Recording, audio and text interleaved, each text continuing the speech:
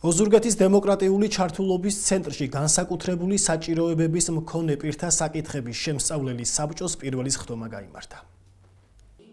შეხვედრის მონაწილეებმა განსაკუთრებული საჭიროების მქონე პირთათვის ადაპტირებული გარემოს შექმნის მნიშვნელობაზე ისაუბრეს და ყველა ის საქმიანობა შეაჯამეს, რომელიც ქალაქ ოზურგეთის მერიამ ადაპტირებული გარემოს შექმნის მიმართულებით გასწია. საბჭოს წევრებმა იმ პრობლემებზეც ისაუბრეს, რომელსაც განსაკუთრებული საჭიროების მქონე პირები ქალაქში აწყდებიან და აღნიშნული პრობლემების გადაჭრის გზები დასახეს. ქალაქის მერიის ყველა ინფრასტრუქტურულ პროექტში გათვალისწინებულია პანდუსების მოწყობა, რამაც განსაკუთრებული საჭიროებების მქონე პირებს წინა წლებისგან განსხვავებით გადაადგილების პრობლემა საკმაოდ შეუნსუბუქა.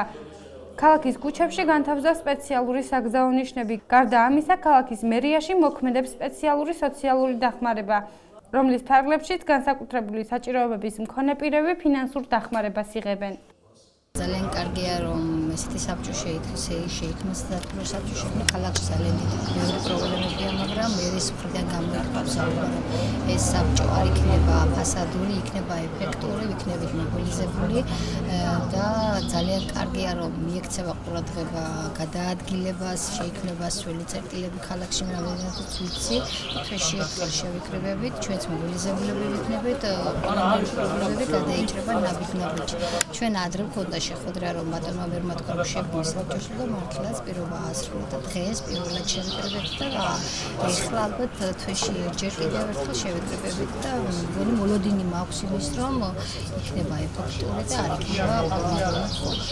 დღეს დავამტკიცეთ დებულებმა შეიქმნა საბჭო ქალაქის მერიასთან არსებული, რომელიც იმუშავებს შეზღუდული შესაძლებლობის მქონე პირთათვის განსაკუთრებული გარემოს შექმნისათვის ქალაქში.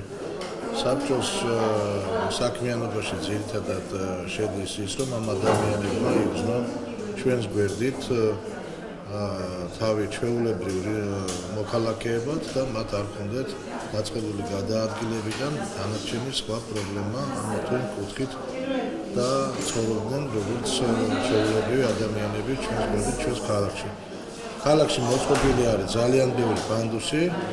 ვითხოვდი, რომ ჩვენი ხელისუფლებაში ყოფნის დროს არ დამტკიცებულა არც ერთი პროექტი, სადაც არ იყო გათვალისწინებული აღნიშნული პანდუსის მოწყობა, მაგრამ ახაც არის დაშვებული შეცდომები სამწუხაროდ გარკვეულწილად იმდენად, რამდენადაც ზოგიერთი ეს პანდუსი არ აკმაყოფილებს სტანდარტებს, ანუ დახრა შესაბამისი პანდუსებს არ გააჩნიათ, სადაც აი ამ ადამიანებს დამოუკიდებლად გადაადგილება უჭირთ.